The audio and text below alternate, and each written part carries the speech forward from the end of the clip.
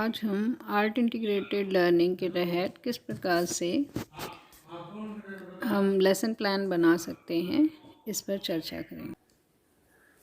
इस एक्टिविटी में हम विद्यार्थियों को स्लिप्स के माध्यम से सन और परिभाषाएं याद करवा सकते हैं कि हम कुछ स्लिप्स के ऊपर सन लिख दें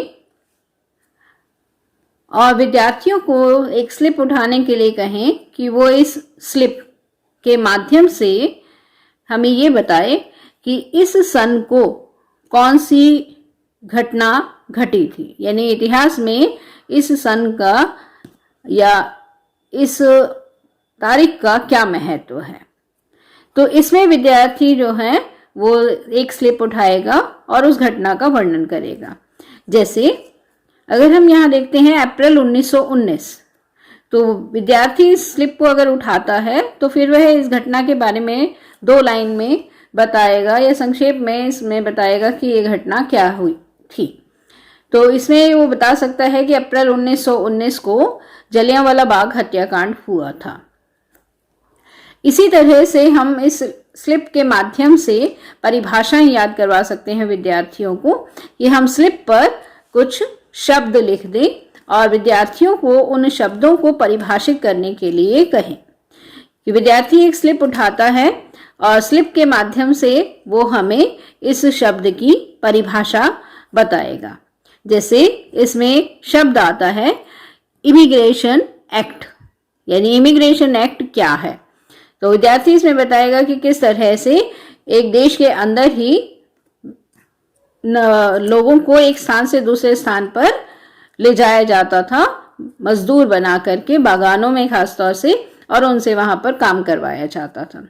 तो इस तरह से विद्यार्थी एक एक पर्ची जो है उसको एक्सप्लेन कर सकता है, उसकी परिभाषा बता सकता है। इन स्लिप्स को हम दूसरी तरीके से भी यूज कर सकते हैं कि अध्यापक ब्लैक बोर्ड पर परिभाषा या घटना का संक्षेप में वर्णन करें और विद्यार्थी वो स्लिप उठाए और वो बताए कि इन सारी घटनाओं में या इन सारी परिभाषाओं में से स्लिप किस के साथ मैच करती है। तो इस तरह से स्लिप एक्टिविटी जो है इसके माध्यम से हम बच्चों को सन याद करना और परिभाषाएं याद करना सिखा सकते हैं या महत्वपूर्ण शब्दों के बारे में बता सकते हैं। एक्टिविटी 2, इसमें हम क्राफ्ट एक्टिविटी कर रहे हैं कि इसमें हम एक ज्ञान चक्री बना रहे हैं जिसमें विद्यार्थी छोटे छोटे गोले बनाएंगे जो एक दूसरे के ऊपर आकार में जुड़े हुए हैं, और सबसे बड़ा सबसे पहले, उसके बाद उससे छोटा और उसके बाद उससे छोटा। तो इस तरह से हम इनको जो है घुमा घुमा करके घटनाओं के साथ में जोड़ने की कोशिश करेंगे कि विद्यार्थी जो है इसके माध्यम से सही व्यक्ति, सही चित्र और उसके द्वारा दिए गए सही नारे, इनका जो है मिलान करेगा। जैसे हम इसमें देखते हैं भगत सिंह। अब भगत सिंह जो है उसके साथ में मान लो जुड़ा हुआ है क्रांति की ऐसी वेदी, इस वेदी पर हम यौवन नैवेद्य के रूप में लाए हैं। तो क्या ये भगत सिंह के शब्दों से सही मिलान खाता है? अगर खाता है तो इस पर्ची को हम इस तरह से जोड़ देंगे, यहाँ भगत सिंह का चित्र लगा हुआ। इसी तरह से हम यहाँ देखते हैं कि ये भगत सिंह से जुड़ गया, यहाँ पर लिखा है बंकिम चंद्र चट्टोपाध्याय, चित्र लगा है महात्मा गांधी का। तो ये मिलान नहीं कर रहा, तो इसे हम घुमाकर इसको महात्मा गांधी से मिलान करेंगे। ये महात्मा गांधी, ये उनका चित्र, उनके द्वारा हरिजन सत्याग्रह शब्दों का प्रयोग किया, करो या मरो का नारा दिया गया। अब इसके ऊपर जो घटना लिखी है 1870 के दशक में मातृभूमि की स्तुति के रूप में गीत लिखा, तो ये तो महात्मा गांधी ने नहीं लिखा। तो अब हम तीसरे चक्र में उनके द्वारा दिए गए शब्दों को या उनके द्वारा किए गए कार्यों से मिलान करेंगे। तो इसमें हमारा जो चक्री है वो घूमते हुए यहाँ पहुँचेगी। असहयोग, सविनय अवज्ञा, भारत छोड़ो आंदोलन, चलाए तो ये महात्मा गांधी, ये चित्र और ये उनके द्वारा किए गए कार्य तीनों आपस में जुड़ गए। तो इस तरह से हम खेल खेल में बच्चों को घटनाओं और व्यक्तियों और नारों के बारे में सिखाएंगे।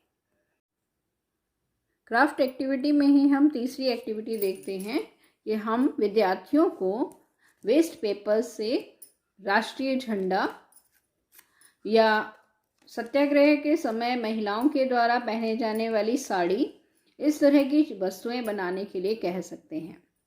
तो इससे विद्यार्थी की क्रिएटिविटी जागेगी और वे विभिन्न संसाधनों का प्रयोग करके राष्ट्रीय झंडा या साड़ी बनाने का प्रयास करेगा।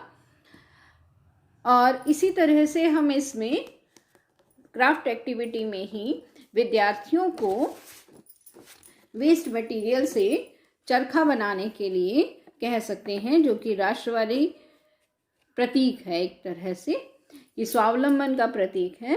तो इस तरह से विद्यार्थी तिलियों का, माचिस की तिलियों और आइसक्रीम स्टिक्स का प्रयोग करके चरखा बना सकते हैं।